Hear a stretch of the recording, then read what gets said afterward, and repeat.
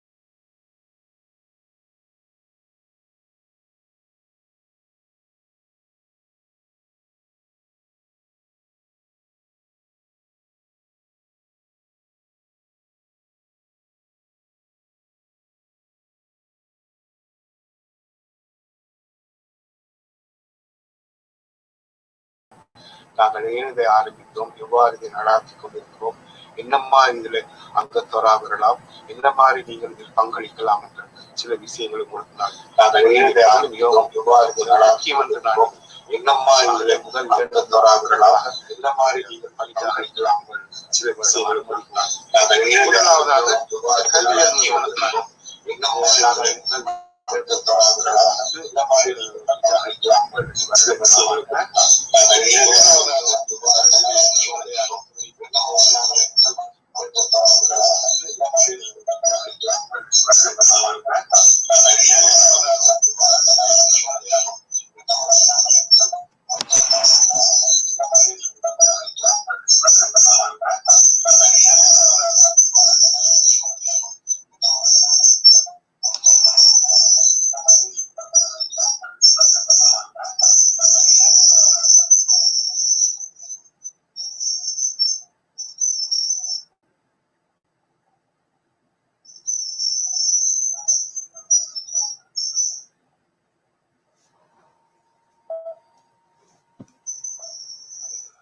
சரியான வழிகாட்டல். ஆகவே இந்த சரியான வழிகாட்டலை நாங்கள் கண்டுபிடித்து அவர்களுடைய மேக்சிமம் பொட்டென்ஷியல் ஆஃப் அவருடைய எதிர்பார்ப்புகளையும் அவருடைய உச்சத்தையும் அடைவதற்கு தங்கள் லைஃப்ல உச்ச பெறுபொருளை அடைவதற்கு வழிகாட்டலை தான் நாங்கள் இது செய்ய தயாராக இருக்கிறோம். இதுக்கு நாங்கள் இதான் எங்களுடைய தூரல் maximum potential of a child to achieve the success in UK and Sri Lanka. ரெண்டு இடத்திலையும், இலங்கையிலையும் இங்கேயும் ரெண்டு இடத்திலையும் சரியான மேக்சிமம் பொட்டன்ஷியல் அவருடைய எதிர்பார்ப்பை முழுக்க அடைவதற்குரிய சகல வசதியை செய்து கொடுப்பதான் எங்களுடைய நோக்கம். இதுக்காக நாங்கள் பல எங்களுடைய மிஷன் இங்க இருக்கிற டாஸ்பரா கமிட்டியில் இருக்கிற பெரிய பெரிய நல்ல ப்ரொஃபஷனல் மேன் அவர்களுடைய சோஷியல் எக்கானமிக்ல வெரி அச்சீவா ஹையா இருக்கும், மென்டலியும் சைக்காலஜியிலும் பெரிய கிரிட்டிக்காரராக இருக்கும், சமுதாயத்தை பற்றிய நல்ல சிந்தனை உள்ளவர்களையும் அல்லது கல்வியியல் நினைத்து அவர்களுக்கு கூட இந்த சிந்தனைகளை நாங்கள் இந்த பிள்ளைகளுக்கு வழங்கி அவர்களுக்கு சிந்தனைகளை நாங்கள் உயர்த்ததன் மூலம் அவருடைய வாழ்க்கையை நாங்கள் உயர்த்தலாம் என்று எதிர்பார்க்கிறோம். ஆகவே இதுல ஐடியா நாங்கள் இப்படி டாஸ்பரா கமிட்டியில் academic and social economic achievers எல்லாரையும் கூப்பிட்டு இப்படி செமினார் நடத்துவது, மற்றது இடங்களுக்கு அழைத்து சென்று இப்போ யூனிவர்சிட்டி கேம்பிரிட்ஜ், யூனிவர்சிட்டி ஆக்ஸ்போர்ட் சில இடங்கள், மற்றது சில வெரி இம்பார்ட்டன்டான இடங்கள் இருக்கு யூகேல, மிகவும் கல்வியிலையும் சோஷியலும் பெரிய நல்ல இடங்கள் எல்லாம் இருக்கிறது. அந்த இடங்களுக்கு அழைச்சி கொண்டு பிள்ளைகளை மோட்டிவேட் பண்றது, இப்படி இப்படிலாம் செய்யலாம் என்று சொல்றோம். ஒரு ஐடியாவோடு தான் நாங்கள் தொடங்கியிருக்கிறோம்.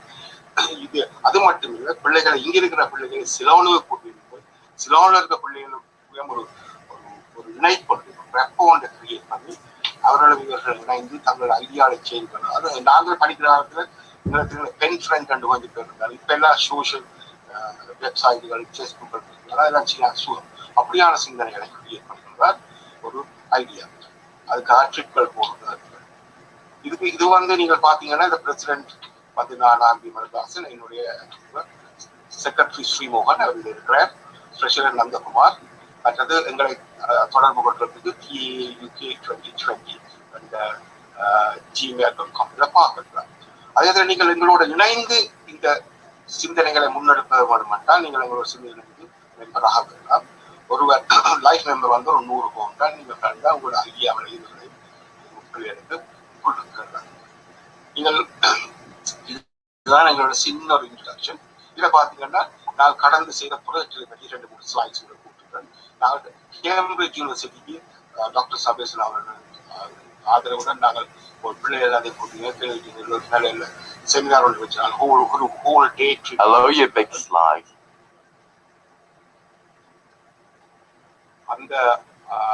அந்த ஸ்லைடு தான் நீங்க Super hot, bro.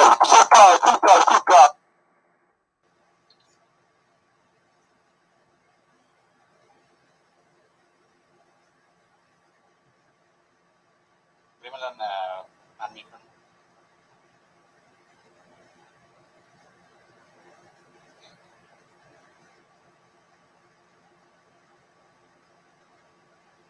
அந்த ஸ்லைட் தான் நீங்க இங்க பார்க்கணும்.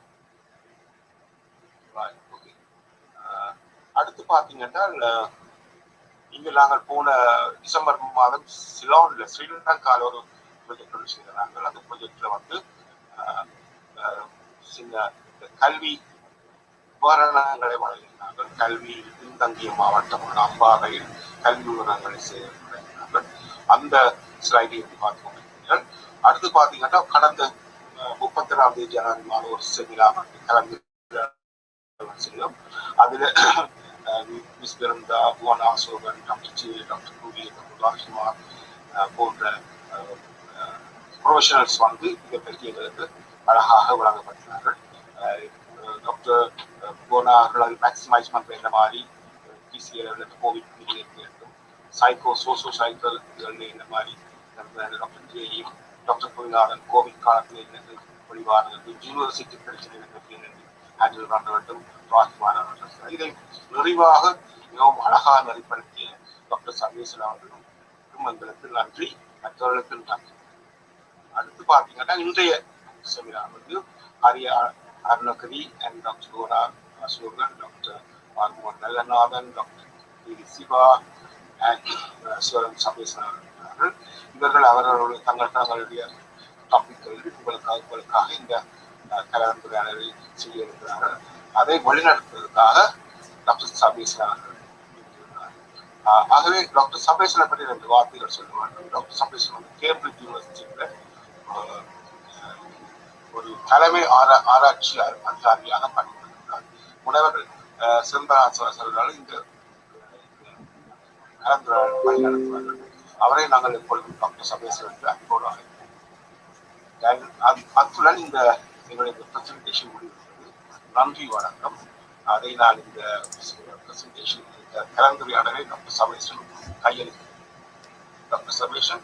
தேங்க்யூ. நன்றிகள் பல அண்ணன். ஸோ இங்கே வருகை தந்திருக்கும் தாய்மார்களே, தந்தைமார்களே, பெரியோர்களே மற்றும் மாணவிகளே, உங்கள் அனைவருக்கும் எங்கள் முதல் நல் வணக்கங்கள். Good morning, good afternoon, good evening, ladies and gentlemen. I'm sure some of you might have joining around the world. So வணக்கம் உங்கள் எல்லோருக்கும்.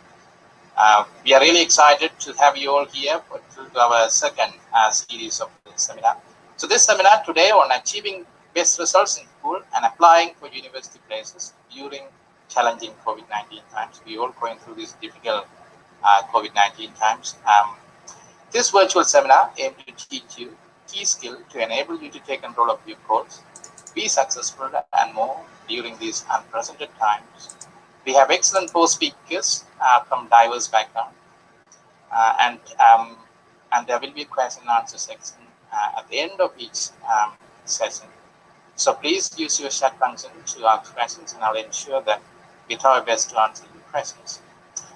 I will ask all of you to mute yourself and follow the rules and not to misbehave in this Zoom virtual presentation.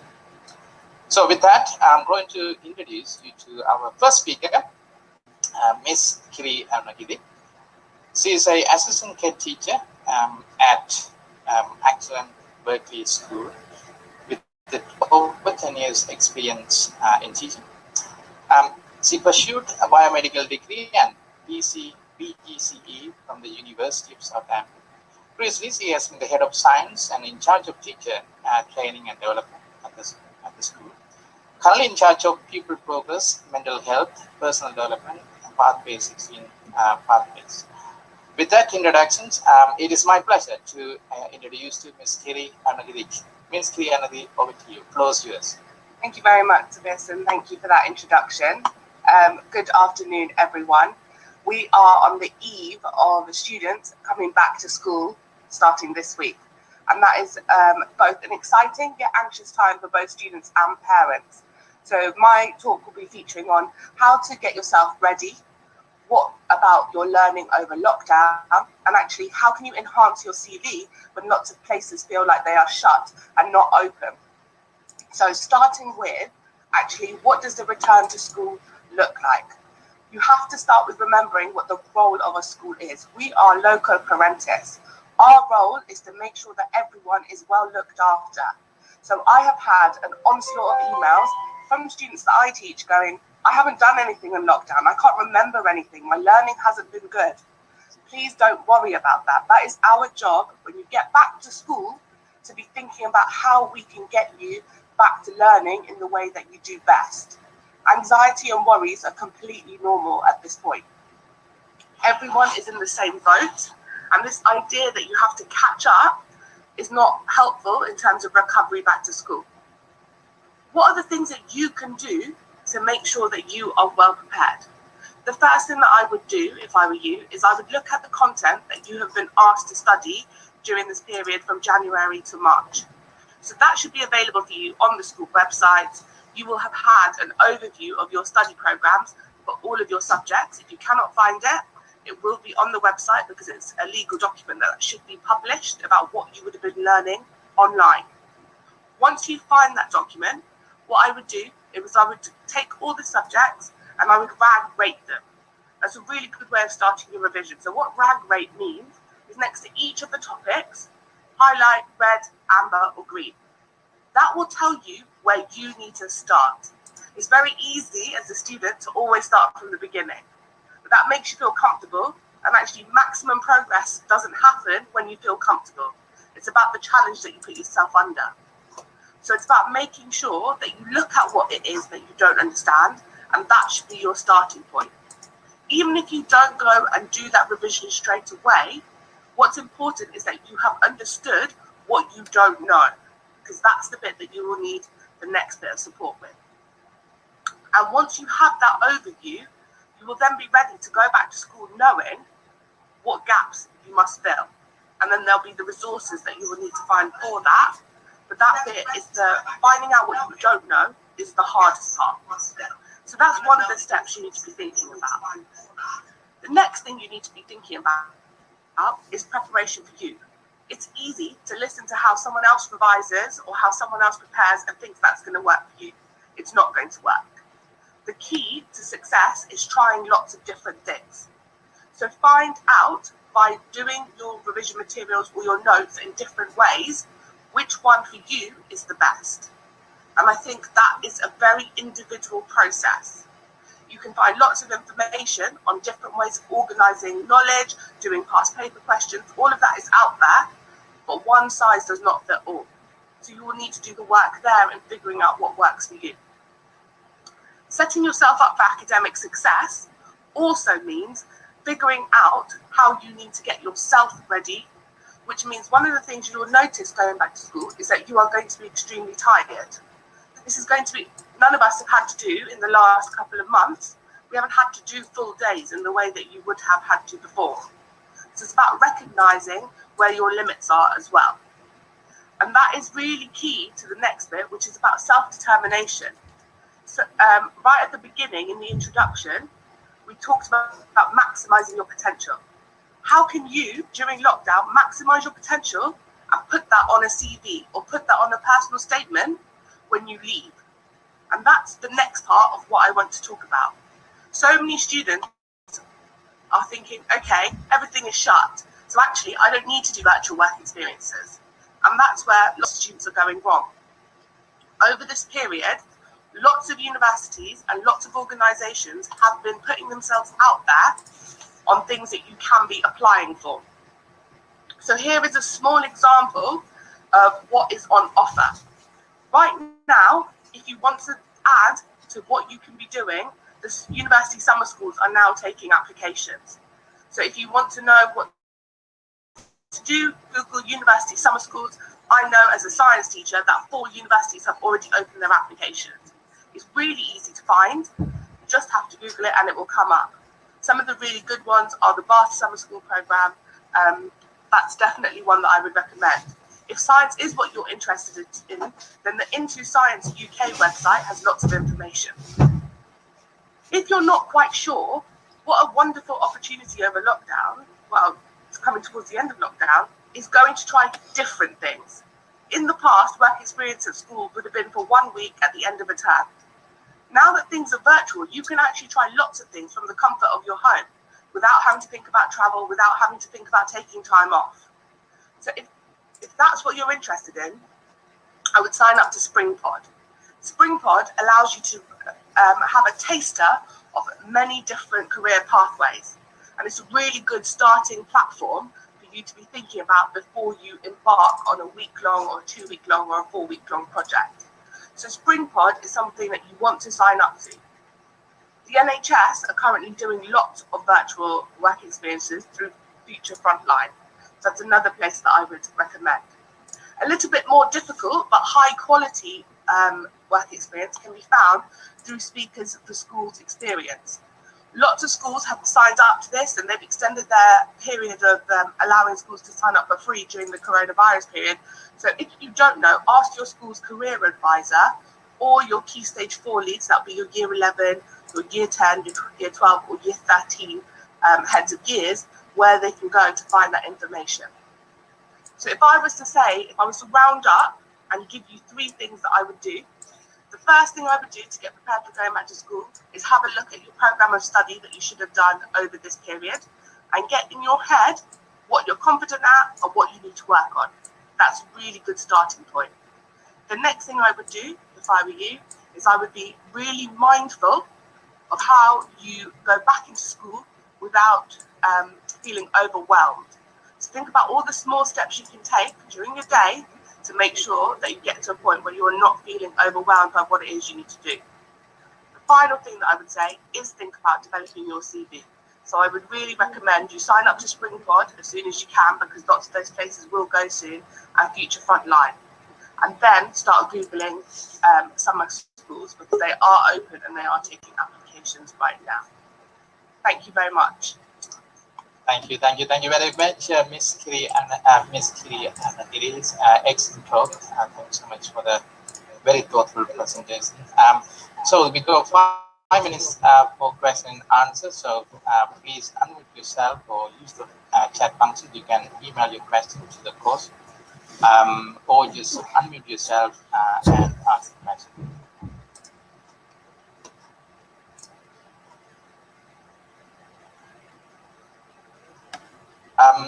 While I'm waiting for the questions, Ms. Kriyanagiri, obviously COVID-19, no one expected in 2020, so certainly it's challenging for not only for the A-level students, but it's also challenging for the parents. So it's been really a difficult time, that's the fact. So it's always easier said than done. How obviously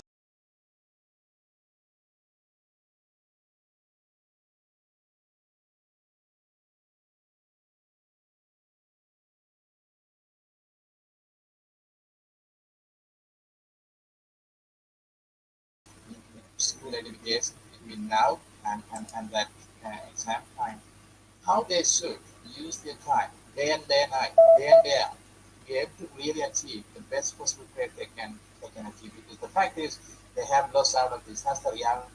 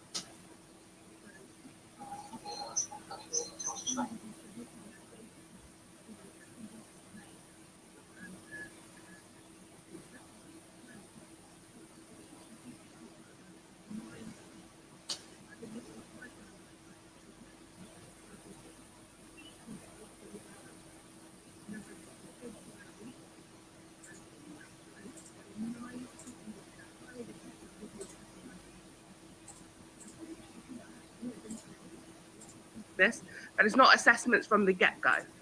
It's about us preparing our students. So that first week, you will be getting lots of information. Students will be getting information, parents will be getting letters about what that timeline looks like. So I would be getting prepared to know that teachers will be assessing students in a range of ways. So it's not just about cramming for those exams or assessments in class. It will be about the quality of the homework you produce. You have got 9 weeks of school to prove your utmost. And it's about thinking about you as a holistic person. We are not allowed to go on just your assessment grades. We have to prove that we've looked at you as a whole. Yes, that means some of your previous work will count, but it's about what you can do to showcase your success now. So yes, work hard at those assessments, but make sure you stick to deadlines. Make sure you're also going and asking if there's anything that you could do to increase that visibility of your portfolio. So what kind of extra work could you be doing? So biology A-level students, you might not be tested on an essay anymore if you're AQA. That might not happen because we don't need to test you on that. But you could be doing them and you could be submitting them. And that gives extra evidence as to what you can be doing. The other thing to be thinking about is how you approach this level of work. For lots of students, they can shut down with this. That's not unexpected. There's a lot to think about.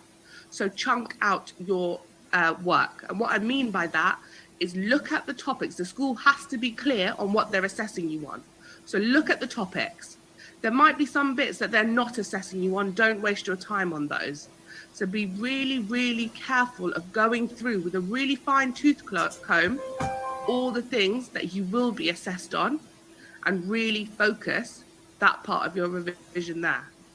And I think that's the advice that I would give. Thank you, Ms. Kiri. That's very, very helpful advice. Thank you very much. There's a question from the audience. Nikki, the question is, you had mentioned many work experience opportunities. Please, would you be able to tell me what volunteering opportunities are available, as I cannot volunteer at charity shops and care homes like before? Yeah, that's a really good question. And lots of people have come up with that.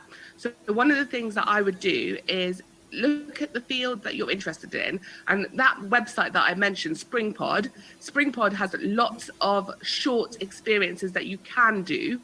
And the NHS currently, so they are aware, universities are aware that you cannot do volunteering experience. But what you must show, if you think about what it is they're looking for transferable skills. They are looking for the fact that you can communicate. And the ways in which you can do that is being part of a virtual team. So if you go onto Springpod and you look up one of the experiences, even if it's not linked to the career that you eventually want to do, you need to be clever about how you've explained it. You could do lots of different work experiences and then turn your language to make it fit. So what they're looking for is they're looking for communication skills. They're looking for logical thinking. They're looking for independence. So all of those things can be found by doing other things that you might, in other industries that you might not actually be that interested in, but it adds to your CV. So the independence of going during this pandemic to find those on those websites. If you want, I can send out a list of them, but my email address is also on my PowerPoint slide. So it's there if anybody wants some bespoke help. But also if you have a little bit of budget that you can spend, if you go to the Invest In website. They also have work experiences, but those ones are paid opportunities because they are aware that right now is a really tricky time. So I would say, even if you can't go into the field you want to, think about what skills you can say you've learned from it, even if it's not ideal. Excellent. Thank you. That's very helpful answer. So thank you very much, Ms. Kiriyanagiri. Any one final questions from anyone? I've got a question that's just come through to me. Okay. So can I just answer that really quickly? Yeah, please go ahead. So to the student who's thinking of doing one science for A level, and that would apply to lots of people, we tend to get people who apply for, who take up biology and don't do any other science. That is common, but it's also very difficult. I wouldn't do chemistry unless you are very interested in it, but I would not pick up a science without at least a math skill going next to it. I would say that because at biology, you are assessed on level 2 maths or higher, which makes up 10%. So level 2 maths are GCSE maths or higher.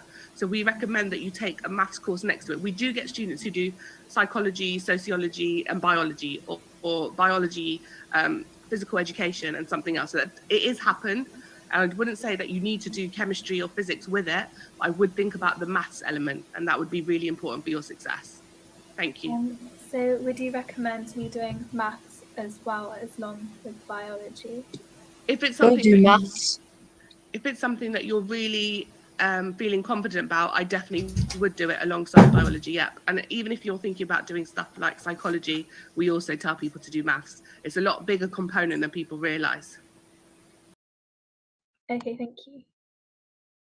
Thank you very much, Ms. Kiriyanagiri. Excellent talk, and I'm really pleased to see the audience are really engaged with us. So really excellent talk. Thank you very much. Been well received, Ms. Kiriyanagiri. Thank you so much for taking your time to give the talk this afternoon. Really grateful to you. Thank you once again.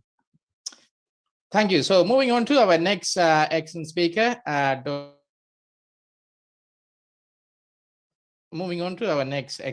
Dr. Puvana Asogan. So Dr. Puvana Asogan pursued an honor degree in chemistry at the University of Jaffna in Sri Lanka. She worked as an assistant lecturer in University of Jaffna for a couple of years. She then moved to UK to pursue a PhD at Imperial College in 1990. She then completed her PhD in Brunel University, which is sponsored by Rolls-Royce. She followed with the AAT accounting course and then worked at Uxbridge College for the last 21 years. Wow, very exciting. She teaches across science and accounting, in particular GCSE chemistry, physics, and A-level chemistry. These are not easy subjects. So with that exciting bio, I would like to now welcome and introduce you to Dr. Puvana Asogan. Dr. Puvana Asogan, all yours. Thank you for the introduction, Sabesan. Thank you for the opportunity as well.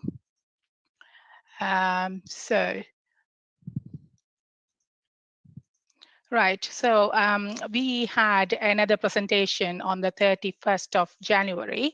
So it's more or less similar, but we have received some extra information from the governing bodies that how these assessments are going to take place. So I have included them as well here. So standards in 2021. So every school, college, and other exam centers, they are expected to submit a grade for each and every student based on the teacher's assessment on their perform standard. So they're not going to look at your one exam like we usually would have done. It's going to be a holistic assessment like Kritika mentioned too. They're going to look at the work that you have submitted before, and then the online learning. Now when we go back on the 8th of March, you will be taught more syllabus. So they're going to do tests on that, homework, and there may be essays, anything that you are doing. So it's going to be a judgment on how you are as a whole rather than, based on the exam. So what you have to do, we are all going back on the 8th of March. So you have to try your best to complete your homework, and then study whatever the new stuff they are teaching. And then the centers are asked to teach as long as possible and as much syllabus as possible, meaning the teaching is not stopped there. So the teachers will try to cover as much syllabus as possible. So if you haven't covered everything, what you can do on the first day or two, you can find out what are the topics you're going to do in future, talk to the teachers, and then prepare in advance. So read the books, watch YouTube clips, practicals. You might not have enough time to complete the practicals, so please watch YouTube clips, how to do the practicals, particularly the color changes and things. Once you watch, you will remember it more rather than looking at the textbook. And exam boards will provide guidance on expected standard of work. So we are still expecting for more information from the government website, or I mean the exam boards, governing boards. Grade description, example materials and everything are to come. So literally, the exam boards are going to provide more papers, but not necessarily we will be looking at the paper as a whole, because some school might have had the opportunity, some privileged students, of course, they had all those IT, gadgets, so they were able to conduct the lessons, and some other underprivileged schools might not have completed as much as they wanted. So the colleges and schools are allowed to make their own question papers, but they have to be up to a standard. So the grade submitted must reflect a fair, reasonable, and carefully considered judgment of the students' performance on the curriculum content that they have been taught. So obviously, they are not going to give you the questions on the subject that they haven't taught you yet. So you had to revise on whatever you are going to be tested on. Not necessarily all the schools are sticking to the same paper that the exam board is going to send. So is it worthwhile asking the teachers what is the final exam going to be on? Not necessarily they would know that straight away, because we are still discussing what we're going to do next. But keep asking them what are the topics going to be in the exams, and what are the topics. More likely, one or two topics most of the schools will leave. So in that case, you will be tested in more depth in the topics that you have learned. And the other thing, when they say fair and reasonable and carefully considered judgment, meaning, say the homework and things they give, and then you get a lot of help from other people, and then you produce a best piece of work, but at the same time, the class, you are not doing that well, then of course the teachers know that you are getting some help from somebody. So try to raise your standard rather than copying others or getting help from other people without understanding. Make sure you maintain your standard and learn it properly. When you learn something, learn it thoroughly. Don't just copy other people, so that will put you down.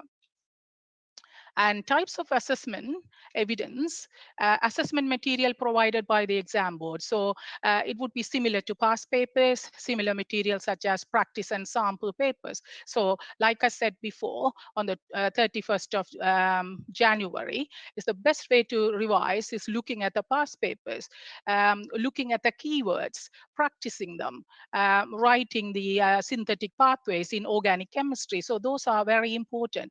And non-exam assessment. Can we ask questions? Sorry, you can ask questions at the end. Okay. Yeah, keep the questions ready. Non-exam assessments such as coursework, in some cases, there may be essays and things, they can be used as evidence to submit your results. Now, center device tasks that follow the same content, format, and mark scheme style as exam board materials. So even if the schools and colleges, they are preparing their own material, but they have to match the standards, like past papers, how the format and how the mark scheme and your grade boundaries and things. Okay, and then class or homework, internal test, and mock exam. It depends on how the school is, how the kids are like, some schools they have steady cohorts, which have high standard. Of course, the people in a wealthy area, of course, they have all the gadgets and, gizmos. And then, of course, they would have had 100% online learning properly, whereas in another area, they might not have as much facilities as possible. So obviously, the teachers are going to decide how the kids are like, how the cohort is. Of course, nearly 1.5 years, I would say, what I mean by 1.5 years, the lockdown started 23rd of March last year. It's nearly the whole year. That means nearly 1.5 terms last year, and again, nearly a term this year. So it's a lot of teaching has been missed out. So rather than panicking, you had to start focusing on what you will be tested on, and then do your homework and things to to the highest standard possible. Exam boards will also collect grades for science practicals. You know that there are certain practicals. Uh, just unmute yourself, Dr. Pana.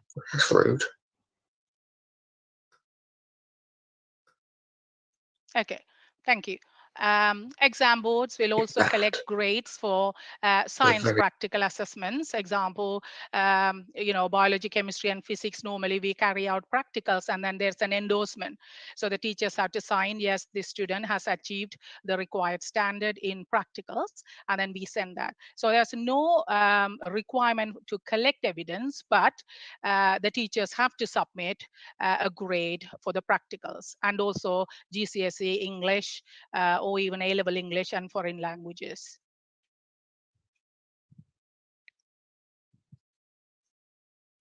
Um, the results days would be A-level results day in 10th of August and GCSE results day 12th of August. So this time is slightly earlier, and then they are coming in 2 days apart. Usually it's a Thursday, second Thursday of August would be your A-level results day, and the third week would be GCSEs. But here they are coming in 2 days apart. How do you stay focused? So this is basically what I used last time also. Be positive, stay focused, and try your best. So I'm sure you're all overwhelmed. Even my 15-year-old doesn't want to go back to school, even though I'm paying nearly £7,000 fees. And then he said, oh, Mom, I prefer to stay at home, and it's easy. I can get up at 8 o'clock and then log in. And, so I'm sure how you all feeling. But you had to make the most of that. Okay, so like Kritika said, there are 9 weeks of term remaining, so you had to try your best and stay focused. You are not on your own. Everybody, all your friends, family, everybody is on the same boat. Now look after your physical and mental health. Be organized, eat well, sleep well, exercise, talk to your family. If you have worries, talk to your family, talk to your teachers. So don't bottle up things. And this difficult time will pass. We will see the light at the end of the tunnel. Exam techniques. To improve your exam techniques, you need to complete past papers. Check your answers with a mark scheme and learn the key terms. So these are very, very important.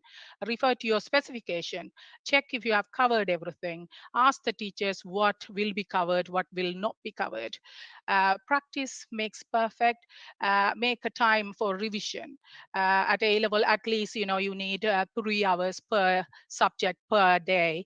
GCSEs, of course, you have 10 subjects. So make a timetable. You can choose 3 subjects a day or something on a rotation. You really have to do some serious revision.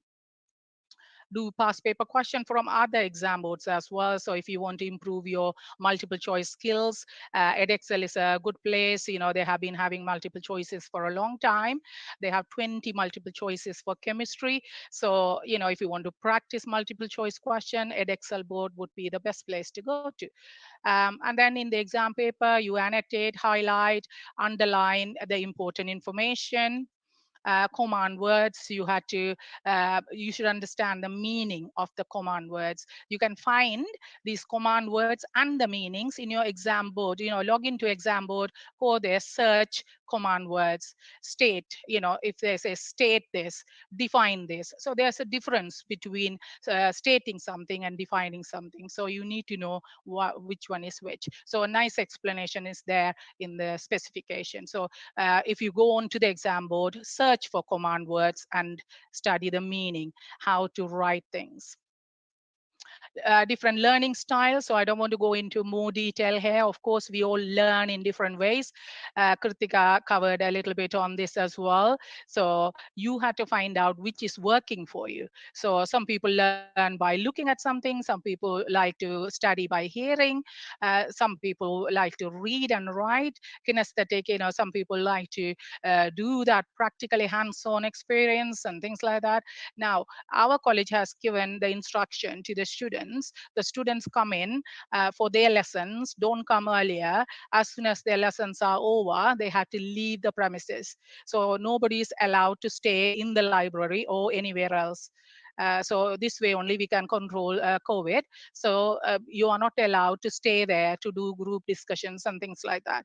So unfortunately, you have to stick to your IT tools such as Zoom or Teams or House Party to do group work. So the discussion is a good way. So you can, complement each other's skills. Some people are good at, say, calculation. Another person is good at organic chemistry. So if you have a little team, when you make the team, the people should have the same wavelength. So, if you don't get along well with another person, it's no point going there. So by now who would be working well with you. So make a small team, and you have to benefit at the same time. The other people in the group also should benefit from you. So you can share the information. So you make sure that the team is of same wavelength and frequency, right? And then teaching and explaining concept to the others is a great way to confirm your own understanding. To be honest, I had to say, while teaching, I learned a lot more than while I was studying. So when you explain, when you discuss, people ask questions, then you can master things. And then you will get 25% extra time if you have any learning difficulties. So if you think that you are dyslexic, dyslexia means you read and write slowly. So if you find that, then you had to go and speak to the learning support team, and then they will assess you. If you have any sort of learning difficulties, then you get 25% extra time in the exam. So don't leave that opportunity. If you are actually struggling, you can get that help. So practical 6-marker questions, concentrate on them. So there are 10 practicals for each science in GCSEs, and 6 for each science in AS, and 6 for A2. So please watch YouTube clips if you haven't done the practicals. So yeah, YouTube videos are very good for practicals to remember the color changes and precipitates and so on. You can find the list of required practicals from the website of your exam board. And revision tools. You can revise in many different ways. Brainstorming, that is basically you take a sheet of paper, you jot down all the things that you remember of that topic, and then you can compare the books and see what you have missed out on, and then you can expand on that. Spider charts, flow charts, revision guides, short notes, and flashcards. Learn all the equations and formulae by heart. You know that in the old exam papers, most of the equations were given to us. So I was surprised when I first came to this country, and I thought, oh my God, in Sri Lanka, we are all tested on this solely. Memory is about 80% of the test, but here everything is given. But now they have gone back to old school. They are asking you to write down the equation. So they ask, write down the equation that is relating to potential difference, current, and resistance. So if you don't remember that equation, of course, you are going to lose all the marks that follows that equation. So most of the time when I mark physics papers, this is what happens. People can't remember the equation, they won't write the equation, then rest of the mark is gone. So formulae, chemical formulae, balancing the equation, how the reactions are going, all these are very important. So please make tables and learn them. And then some of the websites that would be helpful, physics and maths tutor website, I'm sure most of the people would have been familiar with. I'm sure you have a better list than mine, but these are the usual ones I use: Exam Cafe, alevelchemistry.com, Chem Sheets, Snap Reviser, TESS, FET Physics, Absorb Physics, ISEC Physics, Khan Academic. These are some of the websites that you can use. And thank you for listening, and I'll wish you all the very best for the success in your exams. Thank you for listening. Thank you very much, Dr. Pona Sogan. Excellent talk. Thank you very much for taking your time to give that very thoughtful presentation to the audience. If anyone would like to ask question, please kindly can I ask you to turn on your video and then please ask the question. Dr. Pona Asokan, there's the first questions from the audience, Bala. Any advice on year 12 students for predicted grades? How are they assessing? Again, the schools will be using their own exam papers. If I am missing something, I think Kritika might have more information on that. You can top it up. So in my understanding, we are going to use internal exams. So of course there are past papers, we have guidance, and then exam boards are going to provide some material. So the teachers will be making up some question papers. Not only that, the homework and the practical work. So everything will be considered, and then overall they will, predict a grade for AS people. Thank Kritika, you. do you have any extra information as a, deputy head? You might have more information on that. Thanks, Auntie. I think what you covered was really good. And also remember that from your GCSE grades, they do give you reference grades for A level. They give a sort of, if you were to go at the same level of progress, then they set you a target grade at the beginning of after you've got your GCSE results anyways. So they have your target grade to look at. I would say that actually you want to surpass your target grade as much as physically possible. So yeah, take on as much of the advice that Born Auntie has given you there. Thank you, Ms. Kiryanagiri. Any other questions to Dr. Pona Asokan? Submission. Sure. And I'm going to unmute to allow the participant to unmute themselves. On the feature, I'm going to disable it. Okay, for the time being. Yeah, sure. When the participant hosts are speaking, they can unmute and speak. Okay. Fine, sure. All right, thank you. Thank you, Bimala. Any other question to Dr. Pona Asokan?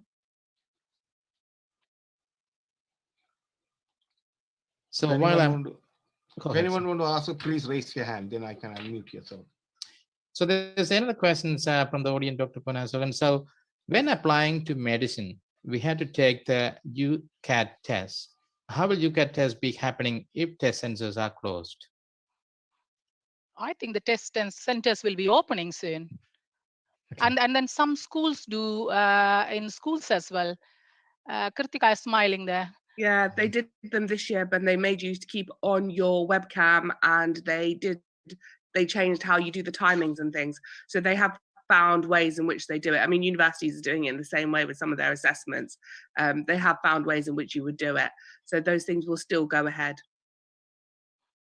Excellent. Thank you. I would have expected the exam centers will be opening. The schools are opening, so of course they will be opening soon.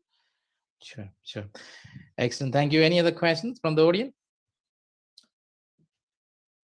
Someone asked something while I was talking. I don't know. They have gone quiet now. Maybe you have already answered the question in part of the talk. Yeah, right. Okay. Maybe if I may, Dr. Pona Asokan, while I'm still waiting for questions. Obviously, as you all mentioned, there's 9 weeks between now and sort of the assessment. Now, there's always a trade-off between really doing some past paper, as you mentioned, exam techniques to get the best marks possible. That's what some of us do to get the best possible marks, but it doesn't mean that we really understand the principle behind that each and every subject. But when you go to university, you really want to know those basic foundations so that you can sign in the university. What would you advise for the students and parents here? Obviously, there's a trade-off. Which approach would you take? Would you try to understand and trying to also get best marks, or would you try to now, given the time is limit, trying to focus on the exam techniques and trying to get the best mark out of the GCSE and A level? Over to you. It is actually a good question. Of course, we need to have the knowledge, to survive in the world rather than just passing the exam. But there should be a clear balance between learning things. Of course, you have to understand. Without understanding, I don't think if they, change the question, manipulate the question, then you won't be able to answer the question, particularly in biology. Half the time, the students, I don't teach biology, but the biology students always come and say, oh, Miss, I didn't even understand the question. So obviously the understanding and the language skills are very important. But now you have to draw a line between, okay, do I sit down and learn everything from the beginning? But I'm sure people would have been working hard. If you didn't understand something, of course you have to clear it before you just go for the exam. So you should know what you understood, what you haven't. So if you haven't understood something, I think it is a good idea to clear it. But nowadays, including my kids, if they don't understand, straight away they go onto YouTube. That's what my 15-year-old, he's in year 10. He said, oh, Mom, I don't want to waste your time and I don't want to waste my time. Sometimes whatever you explain, I don't even understand. I'm going to YouTube. So, he just goes to the YouTube and then he is learning that. So if you are stuck in something, approach YouTube or ask the teachers, or most of the kids have private tutors. So having the private tutors, particularly one-to-one, the whole idea of having a one-to-one tutor is to clear the doubts that you have rather than going in a group class and sitting and listening to the tutor. So when people come for lessons to me, I always ask them what you want to learn. So which topic you want to go through rather than I teach. I always ask them what they want to know. So yeah, of course, but they have to draw a line now between sitting and learning from the beginning or passing the exam. So I would say they had to concentrate a bit more and then pass the exam, maybe to fill in the gaps during the holidays. They can do some work to catch up and build up some knowledge. Great answer. I like your answer, Dr. Ponasogan. Any other questions to Dr. Ponasogan? Well, if there's no other questions, I would like to take this opportunity to thank you again, Dr. Ponasogan. It's been a really great talk, very insightful. Thank you so much again. We are once again very most grateful to you, especially at this difficult times. I'm sure the parents and the students are very grateful to you. Thank you once again. It's a pleasure, and thank you, Kritika, for stepping in as well. Thank you. Thank you very much. So our next speaker, Professor Arumugam Nalanathan. Professor Arumugam Nalanathan going to now give us a talk on applying for university places during these complex and uncertain time. Nalanathan is Professor of Wireless Communication and Head of Communication System Research Group in the School of Electronic Engineering and Computer Science at Queen's Mary University of London since September 2017. Professor Nalanathan was with the Department of Informatics at King's College London for nearly 10 years, between 2007 to 2017, where he was Professor of Wireless Communications. He was an assistant professor in the Department of Electrical and Computer Engineering, National University of Singapore for 7 years between 2000 to 2007. Professor Nalanathan was a lecturer at the University of Perthenia, which is a well-known university in Sri Lanka, for 9 years between 1991 to 2000. It is my honor and pleasure to invite and give you all the chance to learn from Professor Nalanathan. He is the excellent professor at one of the famous universities in London. Professor Nalanathan, over to you. Floor is yours. Okay, thanks, Abheshan, for the introduction. Thank you. Okay, so I can put few slides. Okay, before I provide some inputs regarding how to get the offer in a good university, so I would like to put some statistics. So that is the before COVID-19. So some facts and figures from the report published by Higher Education Statistics Association. So if you see, over the past 10 years, the Black and Asian minority group, the number of students entrants increased around 6%. So that is 10 years before, only 18%. So recently it is nearly 25%. So in the minority group, so mostly Asians. So this is a good development. So the number of students enter to the from the minority community increases significantly over the past 10 years. So now you all are going to apply for different degrees or different programs. So you should have some rough idea. So what type of courses or what type of degree program is popular, or why they are popular. So if you see, this is the subject area and the number of students apply. So if you see in the before 2019, so this is for the 2018. So you can see the most the students preferred or high demand courses. You can see the business studies, medicine and biological sciences. So then only you have engineering and technology, then computer science and some the other degrees.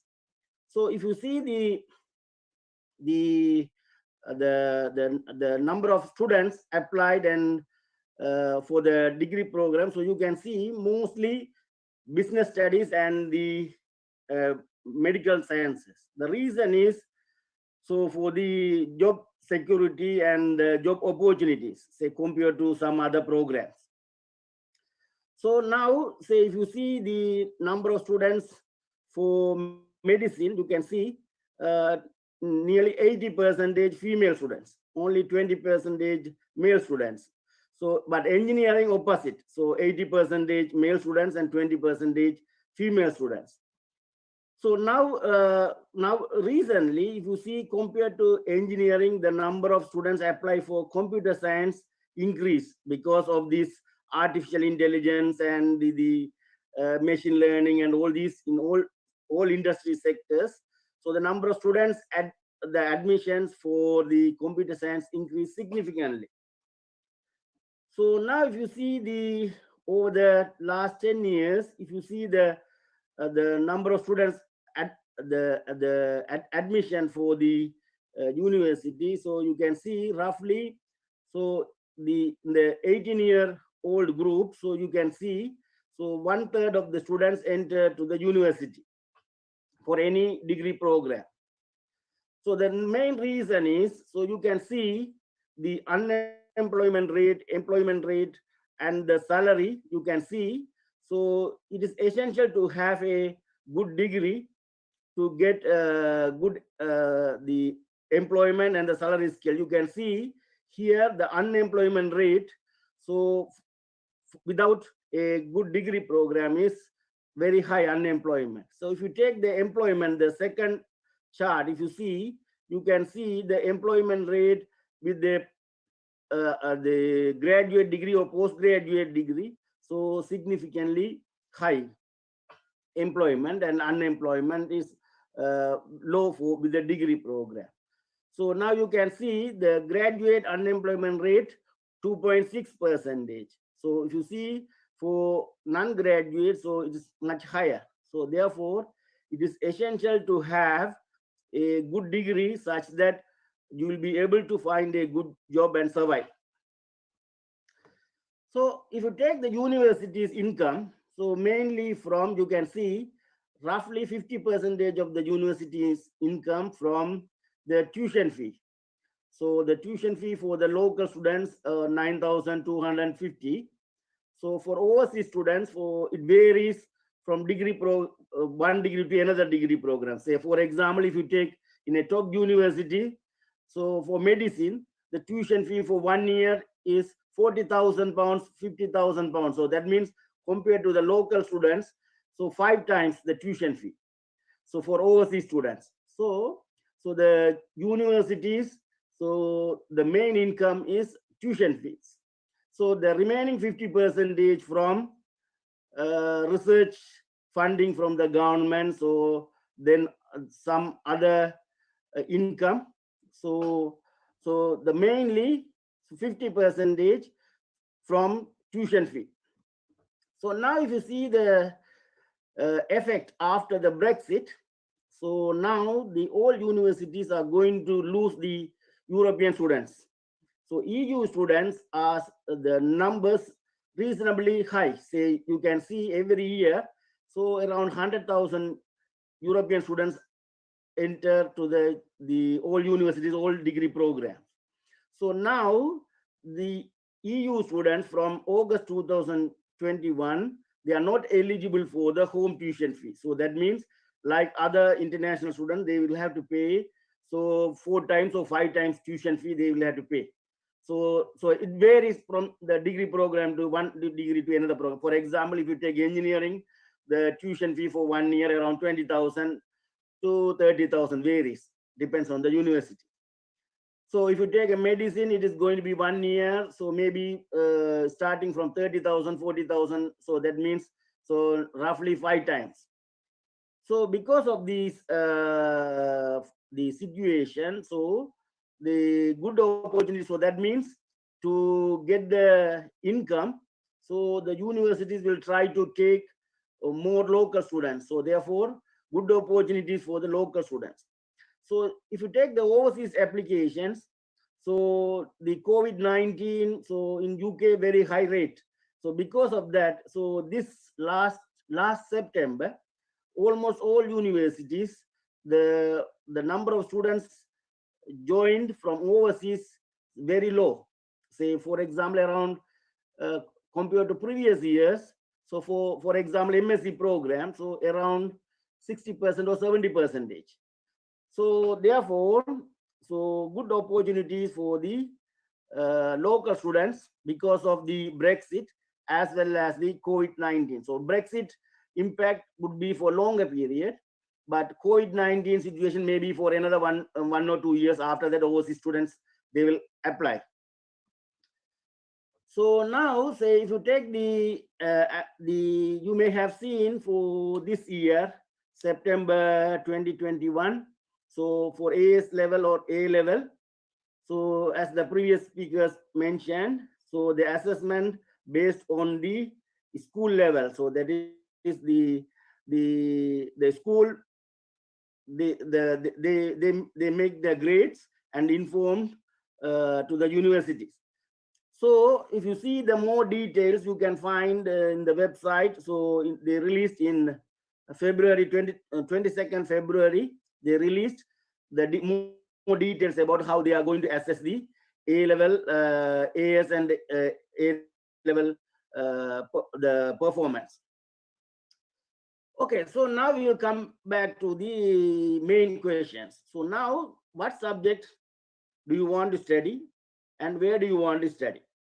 So that means, so now earlier I put the bar chart. So the popular program, business studies and medical related subjects. So then engineering and computer science. So now, so when you select, so you have to stick, so you can select the 5 universities. So then you have to select one specific area of study. You cannot put 2 areas. Say when you apply, say you cannot put medical and so the business studies you cannot put, because you are going to write only one personal statement.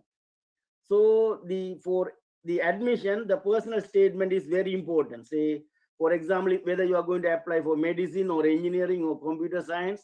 So in addition to your A-level results, so A-level results, so the grade boundary, so different program, different grade boundaries. Say, for example, if you take top universities for engineering, so maybe 2A star A or A star 2A. So if you take the medicine, the almost all universities above 3A. So now many universities increase the increase to A star 2A. So that means in addition to the GCA level grade, so there are some other requirements.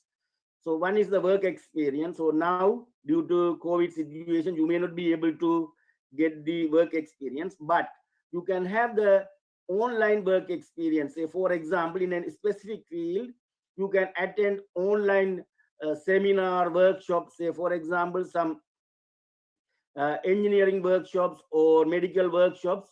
So you can attend those workshop, online workshops, and you can register for those workshops, and you can provide those as the evidence that you are very keen in that specific area. So now if you take some industries, they prefer a specific degree. For example, if you want a career in accounting, so you must have a degree in accounting and finance. Say some other jobs essentially need, for example, if medical profession or nursing or physiotherapy, whatever it is, so essentially need a specific degree. So now the question is whether you are going to select a degree program mainly for job prospects, or whether you are interested in a particular subject. So actually many parents or many students, they prefer to find the graduate program where they can get the good job opportunity as well as high salary. That is natural. But at the same time, you will have to enjoy the degree, so more important than the money, because so according to the 2018-19 statistics, you can see, so roughly 7% of students, they drop their full-time first degree in their first year after completing the first year. So many students, around 7% students drop. Overall, 10% students, so they leave without any qualification. So that means without completing the degree, so 10%. So 1 out of 10 students, so they leave after spending 3-4 years and spending the time and money, they leave. So therefore, when you select your degree program, you have to consider everything. So that means you should know your strength. Say, for example, I may be very good in mathematics, but I may be very weak in biology or science subject. So if I am very good in the one particular subject, so we will have to select the degree program suitable to your strength and passion. So so sometimes, so some students say, so parents ask me to do this degree, and so they struggle in the university to complete the program. So when you select the degree program, you should consider your strength. So in which area, in which subject you have your strength, so you have to select that degree program. So now when you select the university, so here you can see the university league table, and there are the ranking of the university, because so when you get a degree from a good university, that would be useful to get a good job in terms of employment. So if you get a degree from a top university, say for example, say Cambridge, Oxford, Imperial, UCL, top universities, so the employer give the priority. So now the problem is, so how you are going to identify the top universities for a specific degree program. So you can find the ranking for example, say, so for example, if you take a medicine, it's fine to go to the top universities, but so accreditation by NHS. So therefore, so employment opportunities, so that means after graduation for medical profession, it is fine.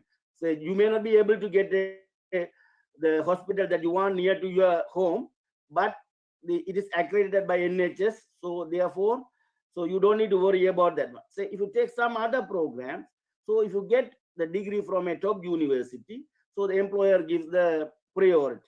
So now the problem is how you are going to see the ranking. So in my personal opinion, I will consider the QS ranking, because if you see the university league ranking based on so after the graduation, all universities, they ask their students to complete the National Student Survey. So that means, so there are several questions, so students will have to answer. If it is in the top universities, the students, they don't care to answer those survey, and so they are not keen. But some small universities, what they do, so because they mainly depends on the tuition fee. So what they do, during that week of National Student Survey, So they arrange some events. Say they arrange show deeds or drinks or everything. They invite the students and they make the students happy and they put the very high score. So because of that, so you may think that okay, this university in a university league table for this degree program is top, because I have seen for electronic engineering, even some small universities ranking is above the Imperial College London, for example. So therefore, in my personal opinion, so when you select the universities, you select based on the QS ranking. If you take the QS ranking, they consider all factors. So that is the environment, research environment, teaching environment, the academic staff, the quality and everything they check. So in my personal opinion, instead of you check the UK universities league table based on the National Student Survey, you better consider the QS ranking. So then you can find for each degree program which are the top universities, which are the middle universities, and you can select. Okay, so now the final thing is how to get the offer from your first choice or second choice.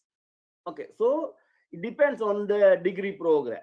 Say for example, if you take the medicine, so if you take the medicine, in addition to the minimum grade, so A star 2A you take. So if you take around 80 every year, around 80,000 applications to the all medical schools, around 30 plus. So if you take out of 80,000, only 8,000 get the offer. So that means the 1 out of 10. So therefore it is very highly competitive. So what you have to do, your personal statement is the most important one first.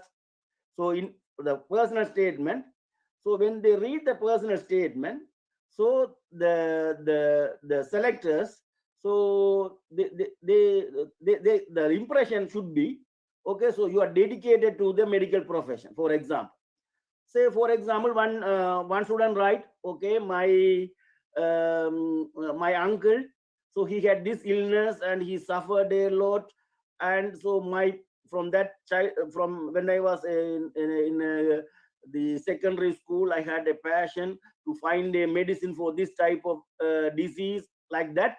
So if you write, then so from the personal statement, so the selection panel think that okay, this student is very dedicated for the medical profession.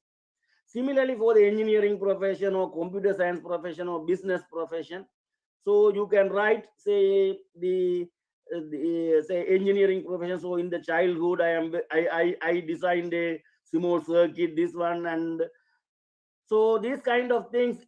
So if you write in the personal statement, so the selection panel knows that okay, this student is from the childhood is dedicated for this profession. So the personal statement is very important for any degree program. The next one is for some degrees they have entrance exam. So you have that depends on the program. So you have to prepare for the entrance exam. So you should know in the previous years they must have the sample papers. So previous years what type of questions they asked. So therefore you have to prepare for the entrance exam. The other one is the interview. Say if you take for example, engineering interview, so they will ask the questions. So why did you select this program? So why you select this university? So after graduation in an employment, so you are given a job to work with a team of 5 people. So how you can work with these 5 people and how you can complete the project within a specified period. So these types of questions they will ask, for example, engineering. So for medicine, the interview is a very toughest one. So for the medicine admission, the interview, so there are several workshops. So maybe I think 1 day or 2 day workshops. So the experienced doctors, so they conduct 1 day, 2 day lessons for £200 or something like that. So you have to attend those workshops and you should know how to answer the questions in the interview for the medicine admission. Say other than that, there's a, so then I forgot that one. Then you have to get good score for UCAT for some universities in BMAT. So you have to prepare for BMAT and UCAT few months before, because for UCAT the exam the registration opens in June. So few months before you can buy the books or from your friends the UCAT and BMAT book, and you have to prepare few months before. So then the other one is say for example for the medicine, the interview. So there are books available. So that means not like engineering or other degree programs, the questions are not general questions. So here you have to well prepare for those. Say for example, one question is like this, I heard. So that is, so you become a doctor. So because of your fault, one child, you gave a wrong prescription, one child died. So what will you tell to that the child parents? So these type of questions with your A-level knowledge, it may be difficult for you. So then you have to prepare, you have to buy that book, and you have to prepare different scenarios, how to answer the interview questions and how to face the interview. So better to attend the workshop organized by some senior or the doctors. So by that way, you can increase the chance. So other one is, so here, say for some the degree programs, so very high demand. Say for example, if you do so actuarial science in Cambridge University, so you will be able to get immediately after your graduation, you will be able to get a position with very high salary, say 60K or 70K. But the problem is, so first you have to get the admission, but then you have to think about that your mathematics, the skills. Say for example, say actuarial science, you should have very high mathematical knowledge. So you have to consider several factors to select the degree program and select the universities. So it's a multi-objective optimization problem. So it's very tough. So which degree you are going to select, which university you are going to select.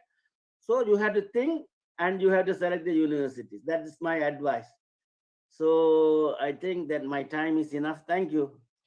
Thank you very much, Professor Nalanathan. I like your presentation, multi-optimize dimension to get the right choice, which is why not everyone is successful in the world, right? So if this is very easy, I'm sure every single people on the planet will be successful by now. So okay, really, okay. One point I forgot, I missed it.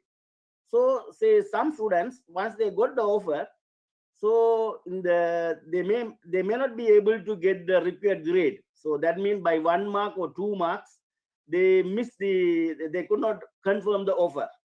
So I have seen so many students. But if you are dedicated, say for example, say your target is to become a doctor, but by 1 or 2 marks, so you lost your offer. So I have seen many students, they did biomedical for first 2 years, then with the first degree they joined from the medicine. I have seen so many students. So therefore, so if your aim, or if you are the dream to become a particular profession, so even if you miss the offer, so then by taking the other degree, then you can join. So you may lose only 2 years. So 2 years is nothing to lose. thank you. That's a very, very good point. That's a very, very good point, Professor Nalanathan. Thank you so much for the talk. So audience, over to you. Question to Professor Nalanathan. Please feel free to unmute yourself and turn on your camera, and please be brave to ask questions. So until I'm waiting for questions, Professor Nalanathan, as you said, it is always not an easy for, especially when they are teenagers, when they need to make this life decision, and some of the students will not realize this until they graduate from the university. when they apply for these courses. So what would you say for those students and parents listening here, and the place where we come from, our parents always force us to become an engineers and doctors, and that's our community, that's our culture. But what would you advise to the parents as well as the students on this Zoom call, that what is the best way for them to really apply for the right course? Applying for the university, as you said, there's all sort of links they can look for to find the right university. But applying for the right course, the right program is always been a challenge to get it right at this young age. So what would your best advice for these kids? Okay, so from GCSE onwards, so a student can identify himself or herself, can identify his strength. Say, for example, some students are very good in biology, chemistry. So some students are very good in mathematics, so the natural talent. So they in A level they take A star or A star or A or whatever very high grade they take in maths and further maths. But sometimes parents force, okay, you apply for medicine, so there's a job security. So they struggle, because I have seen many students, they say they could have gone to the top position, say, had they applied for, say, actuarial science. So with that high mathematical knowledge, A star in maths and A star in further maths, very natural talent in mathematics, had he applied with economics to actuarial science, he could have gone to a top position. So then the parents will have to give some sort of freedom for the child student to decide his or her strength. Sure. Very good answer. Thank you very much. I think the next question is pretty similar to this, Professor Nalanathan. So one second, I put the charger. Yeah, sure. Take your time.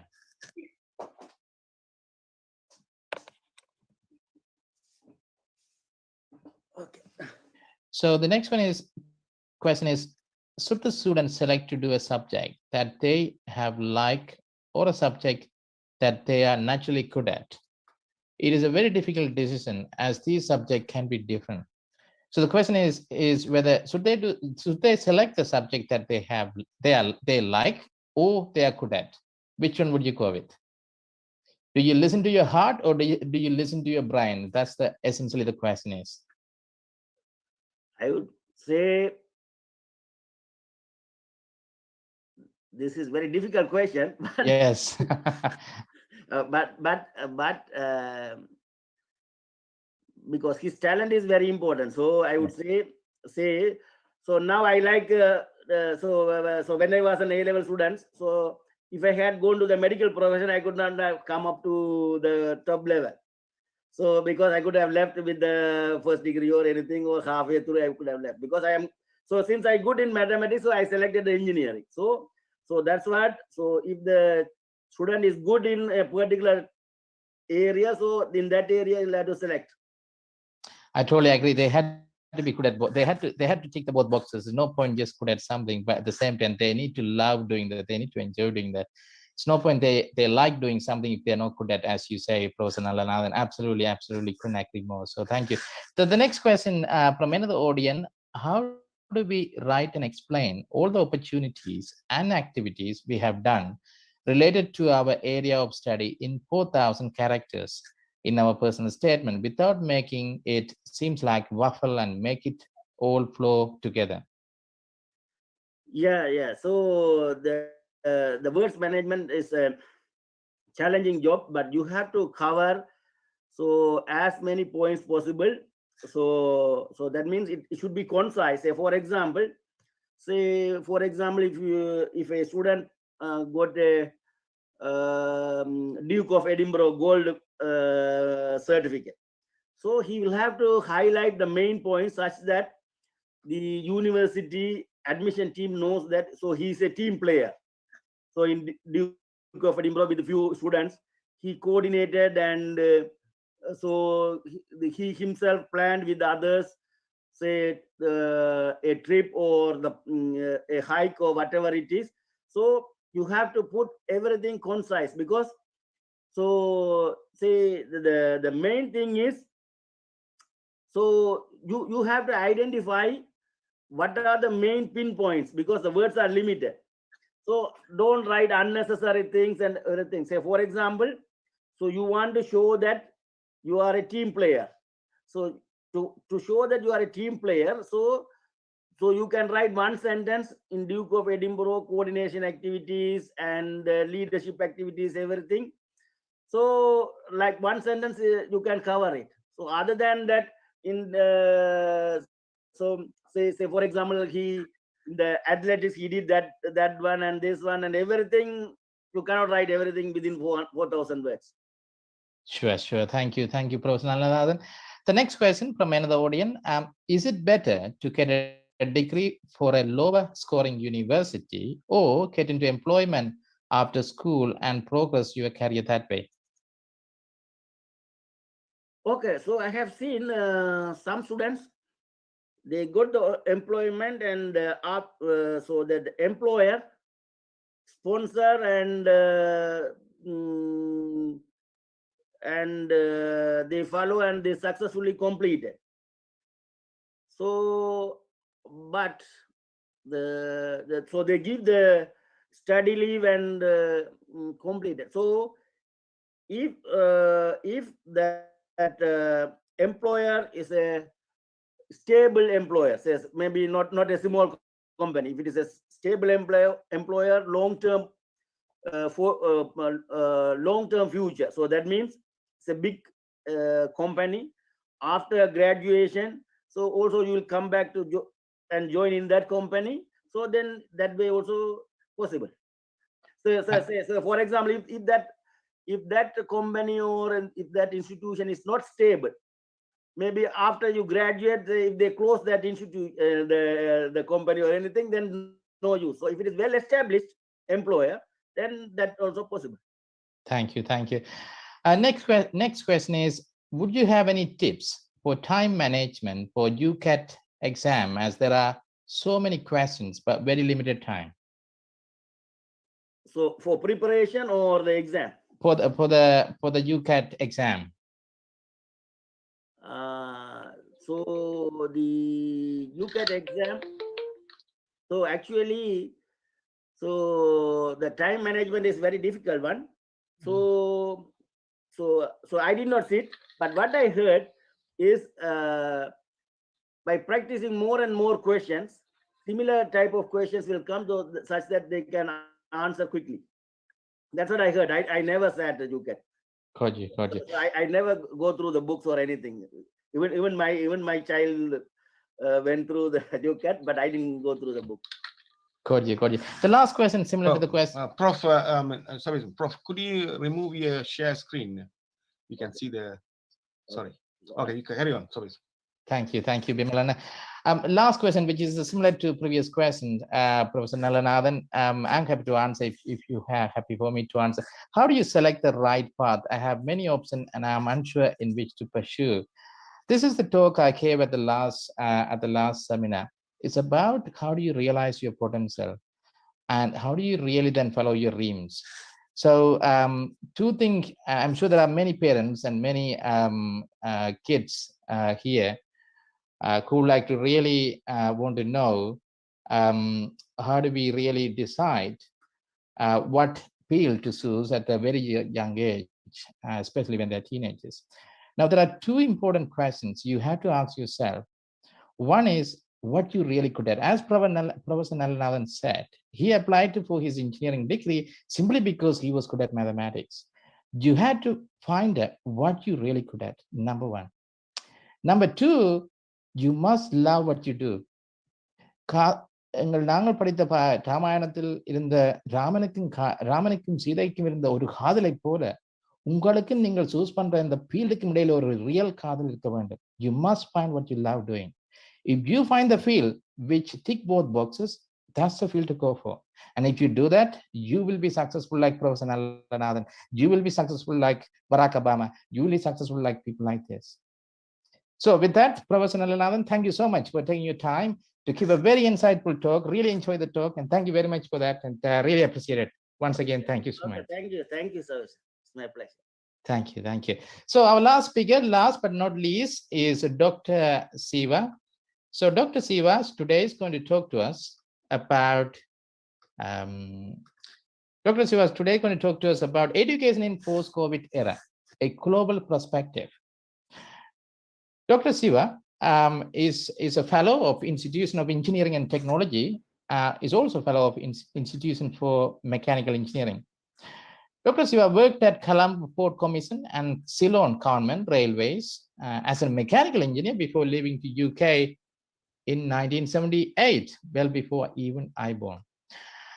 He was chief engineer at Fair Engineering Limited in Stockport, the company which built the first Delta wing supercargo plane called Ferry Delta before it was nationalized and used by BAE for developing Concorde. He later joined UKEA, UK Atomic Energy Authority, and led a team to develop a nuclear carton robot system to decommission and a contaminated nuclear facility and at Amsterdam. His specialty is nuclear robotics and remote handling system, and a technical consultant with the Atomic Energy Authority. So with that very solid bio, I would like to now welcome and have a pleasure to introduce Dr. Siva. Dr. Siva, over to you.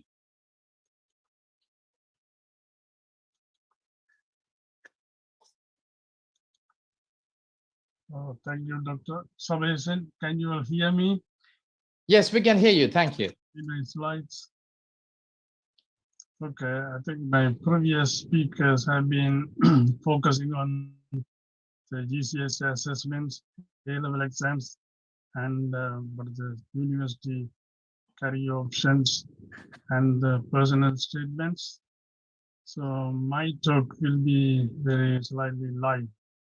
So it's a general talk about what's happening, in this education and job world all over the globe, not just from a UK perspective.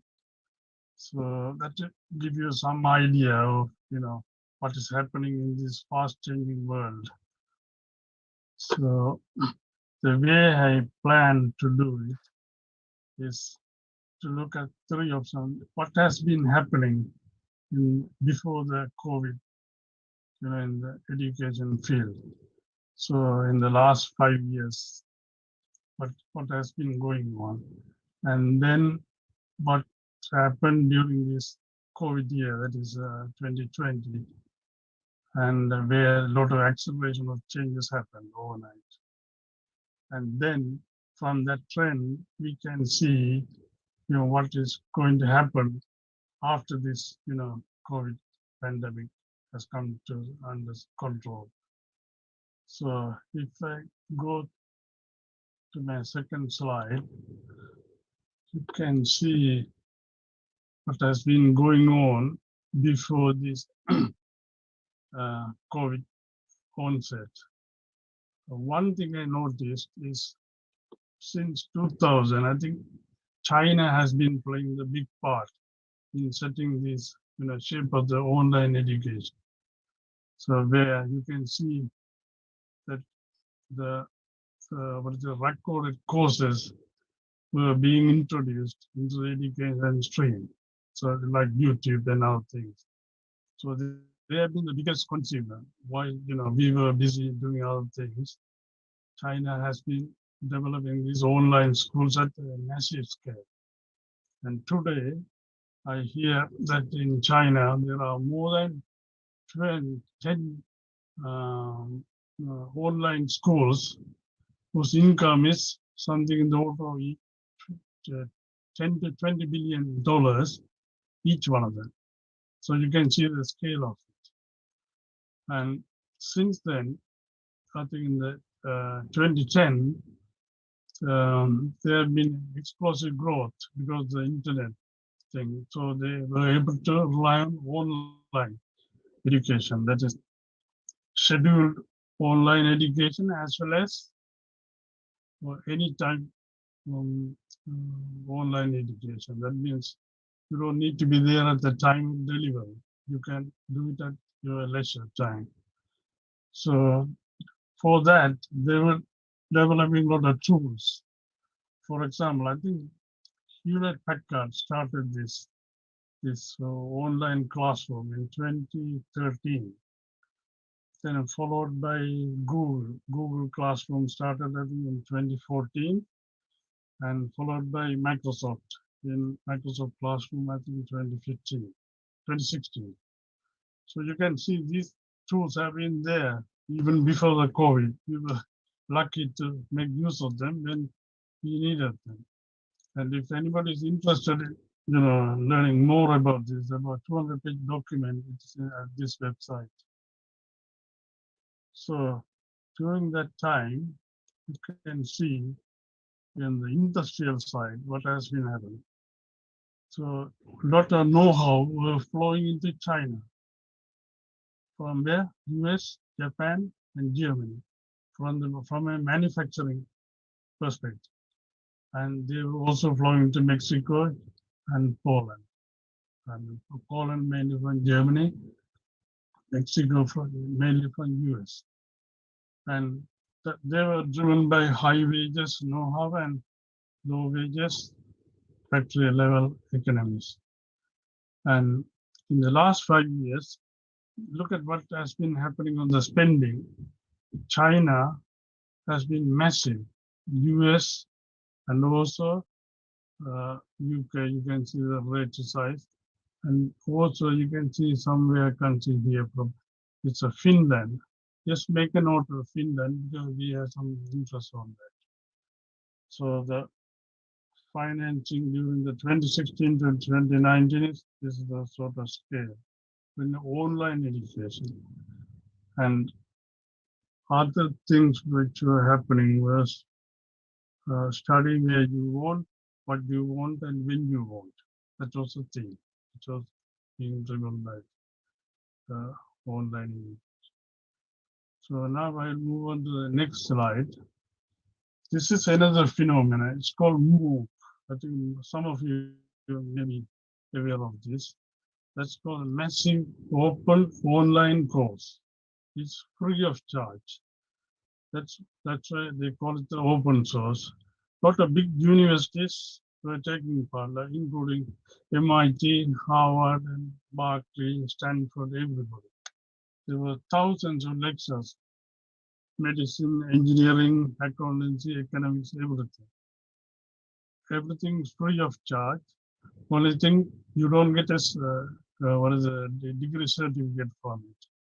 You can aggregate it, MOOC aggregate courses, and then you can supplement your other education. If you are studying something, you can look at their lectures in the same subject. So massive means it's thousands and hundreds of thousands.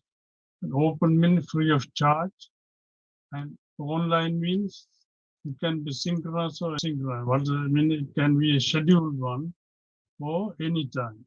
That's flexible time. And some of them, they offer you certificate for which you have to pay because they have to monitor the quality, and the quality assurance comes into it. So, for example, EDX is a MOOC platform. There are lots of universities, even in Europe, I think Spain, Poland, and all kinds of universities are taking part in that platform.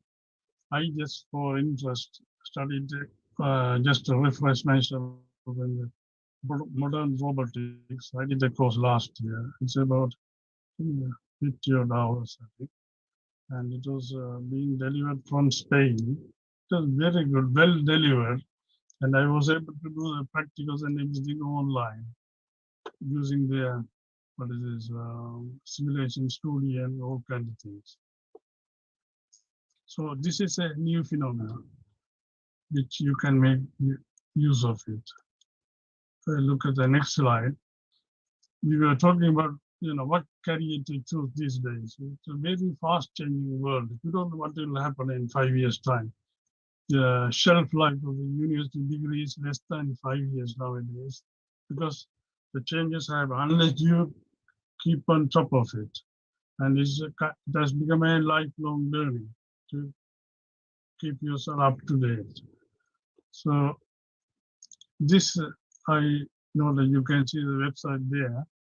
If you look, go and do this thing, it's I think 3 units, I think. It gives you a good understanding of where the world is going with respect to job gaps, how you can match that with your knowledge and skills which you're going to invest in future. So that's again a good example of move that is freely available for anybody. Now I move on to the next one. Okay, this is where we have just seen the trend and what happened overnight. And during the pandemic, there have been an acceleration of this consumption of this online education. But people were not used to this. But another pressure was you need space. You can see from these pictures, your different kind of situation. In this family, they have got 2-room flat and there's hardly any space to do online education. So if you look at the next slide, what happened? Some of the media company like Sunday Times, for example, they were printed material every week.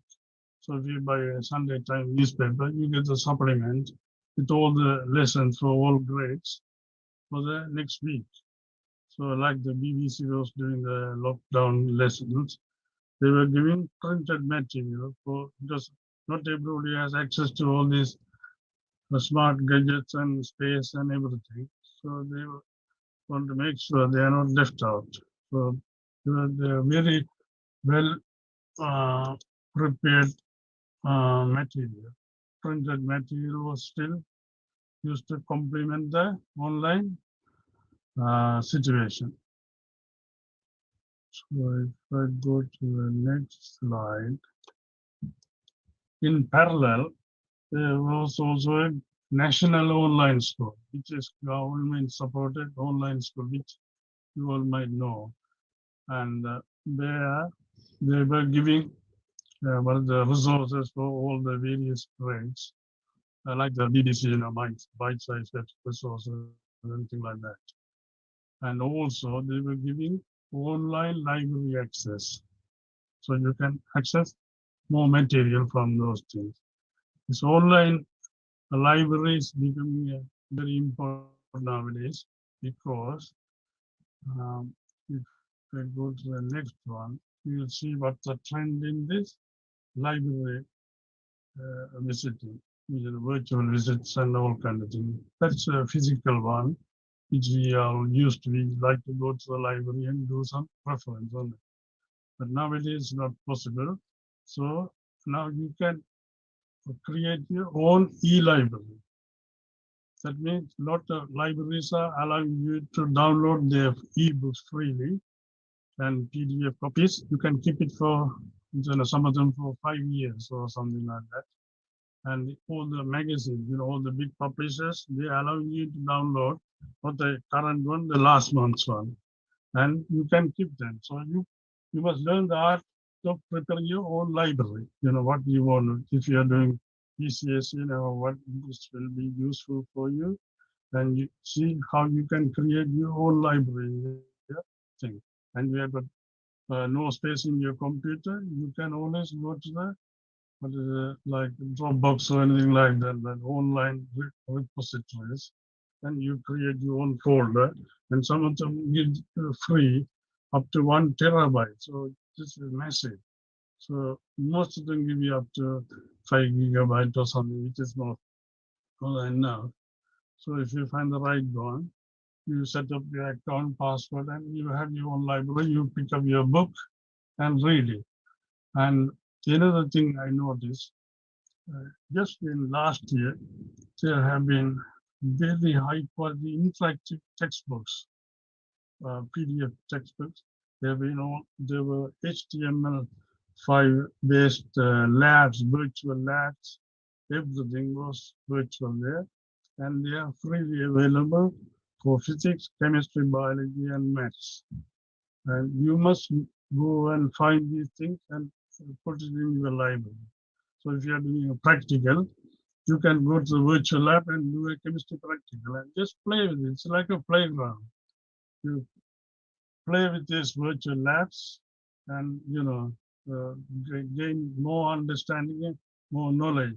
So the more you learn, more you understand and become more and more interesting.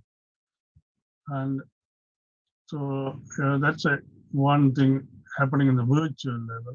And also it is happening in the physical level. They are setting up remote laboratories. I think I found something in Spain, some of the universities are opening up their physical labs for people to use. So there is an online calendar. So if you are going to do an experiment, so there is a web interface, for how to do these things. So you get familiar. You have to go to a lesson to understand how to use them, and then you use them in a simulated environment. When you are ready, when you pass, you can use the real one. So that you have to book the time. So you are going to use this lab on a Saturday from this time for half an hour or 1 hour. Then you can book it. If it is free, then there will be somebody to help you. You can interact and do your experiment. Then get the results and do your write-up. So these are the new trends, and these are going to come into play in future. But this all happened because of COVID. They were happening slowly, but COVID gave the ammunition to speed it up. So what happened during 2020 is an acceleration of this transformation. So you can call it the acceleration era. It's happened tremendously. And worldwide, what happened was, if you look at various reports, just last year alone, 2020 alone, most of the governments spent something like 483 or 485 billion dollars on improving their online infrastructure. If you take Sri Lanka, they have, that's what I was mentioning, Finland, they have invested on the Finland system, and they are going to roll out the training program next year, and it's going to be implemented in 2023. So online is going to be there, not on a full scale, but it's going to be a hybrid. 20% they are planning to start to introduce something like 1 day a week, equivalent 1 day a week. 20% will be online thing to get their students familiar with this online education and how to use this digital resources to improve their understanding and cope with the new world outside. So that's one. If I move to the next one, so what's likely to happen in the future is because the flexibility has been proven during this thing that we are flexible, we can cope, we can learn online. Not everybody, but most of them manage to learn something, not to the full extent. And the capability is proven and the capacity is in progress. Those who have been left behind, they will fill the gaps and the capacity will be developed to match so everybody is leveled up. And assessments and tests will be happening online, and virtual labs and remote teaching and learning also will be making an impact in our future education. So if I move to the next slide, you can see I drew this small diagram. What will happen is these are the students and learners.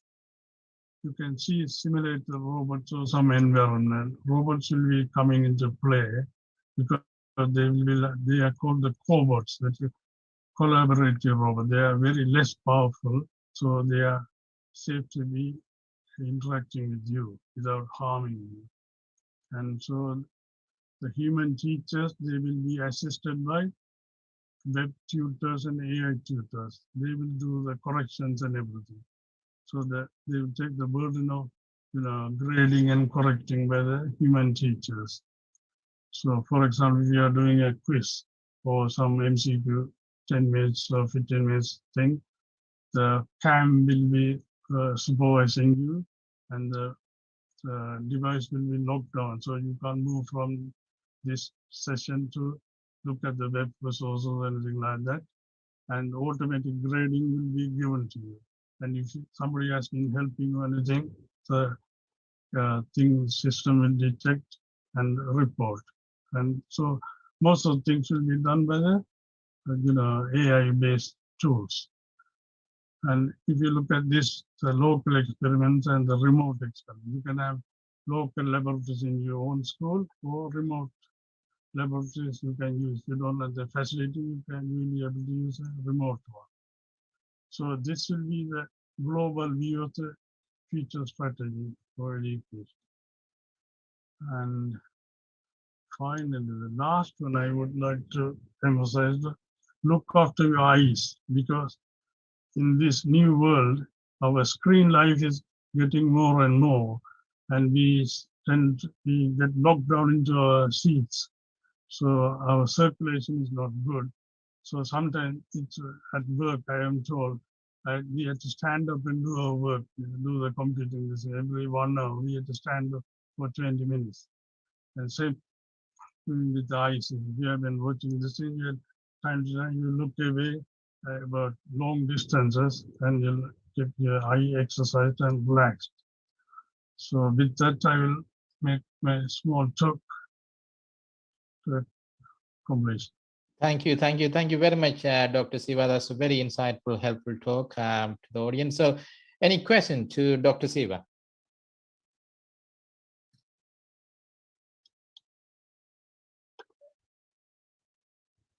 While I'm waiting for question, Dr. Siva, so maybe one question, if I may. Obviously, online education never going to be the same as actually physically learning alongside other cohort, because you lose the human interaction and your interaction with your colleagues and that well-being and so on and so forth. So how would you say in the future, maybe the universities and this online system could address that so that we still don't lose that human interaction with other cohort? I think it's more likely to be a hybrid kind of education. It won't be, you always want to keep the human touch. For even we can look at the open university education, which has been going on for the last 30, 40 years. And it was all supported by the broadcasting, media broadcasting. All the lessons were on the TV and things like that. But every time they made sure that they have a summer workshop, so that people meet and exchange ideas and all kind of things. So in the schools, I think more likely to be something like 20%.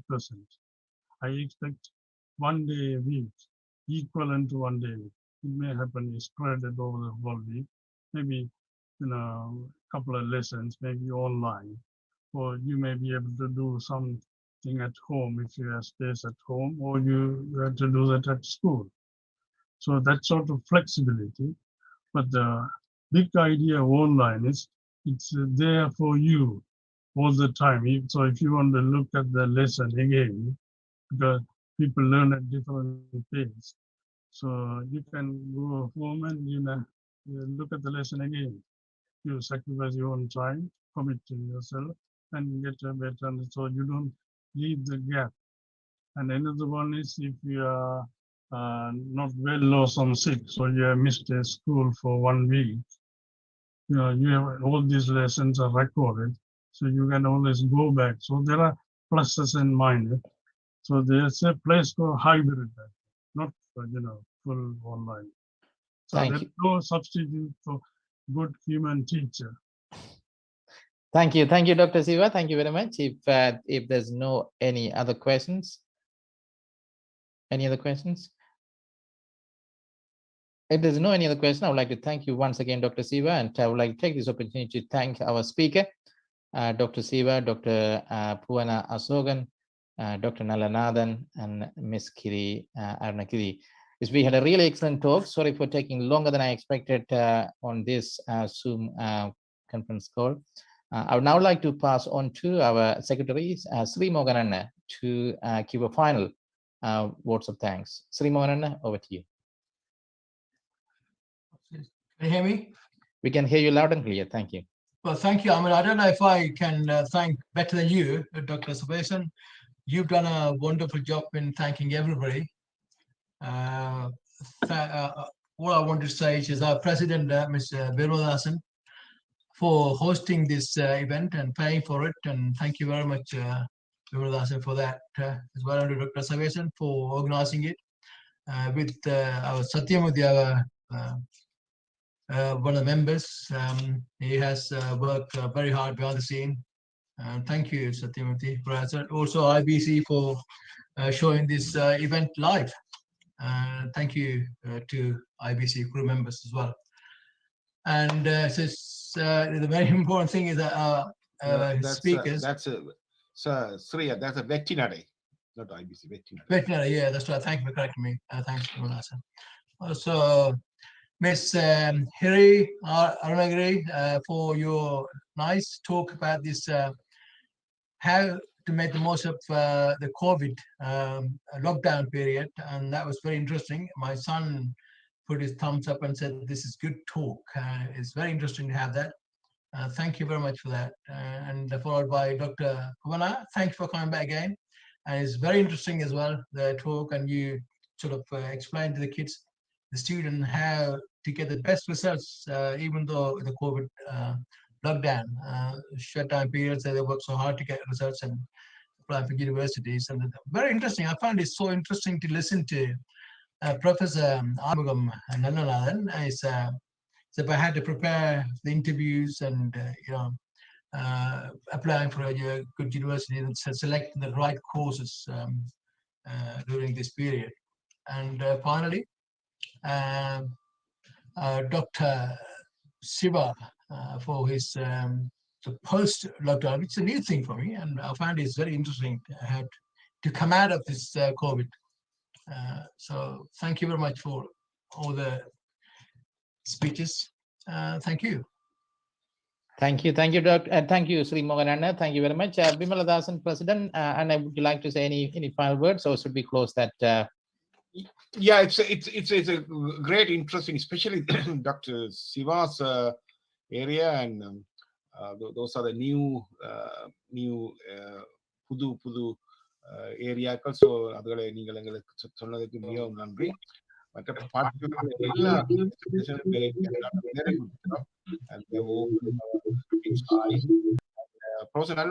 put lots of possibilities and university பற்றியெல்லாம் அதெல்லாம் மிகவும் வரவேற்கத்தக்கது.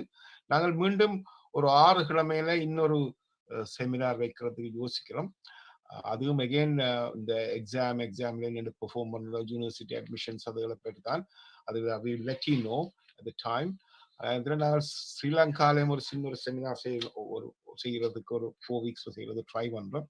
நீங்கள் அதில் வந்தால் தமிழ்ல present பண்றீங்கன்னா கட்டாயம் வந்து செய்ய வேண்டும்ன்றதை நாங்கள் எதிர்பார்க்கிறோம். அதை விட சபேஷன் எனக்கு ஒன்றும் இல்லை. எங்களுக்கு கமிட்டி மெம்பர் செல்வா ஏதோ சொல்ல போறேன், விட்டீங்கன்னா இல்லை. கட்டாயம். So thank you, Bimalana. Over to you, Dr. Selvan. Over to you, Selvan. சொல்லுங்க, அன்மியூட் பண்ணுங்க, சொல்லுங்க.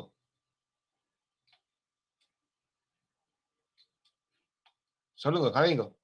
கேட்கல, ஒன்னும் கேட்கல ஐயா, சொல்ற ஒன்னும் கேட்கல.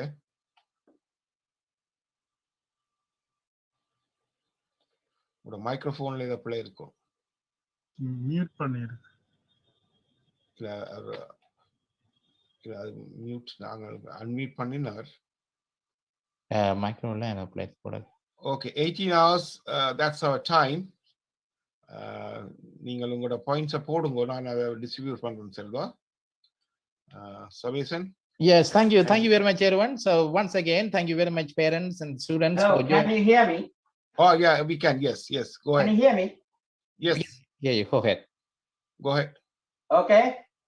Go ahead.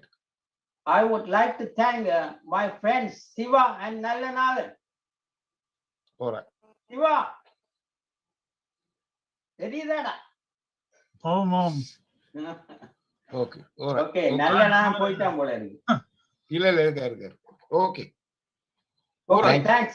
Thank you, Thanks. Silvana. So once again, thank you very much, parents and students. Thank you so much for joining. உங்கள் கனவு நிச்சயமாக நிலைப்பட வேண்டும். உங்கள் கனவு நிச்சயமாக மெய்ப்பட வேண்டும் என்று மீண்டும் கூறிக்கொண்டு உங்களிடம் என்று விடைபெற்று செல்லும் Tamil TAA. Once again, thank you very much, everyone. Take care.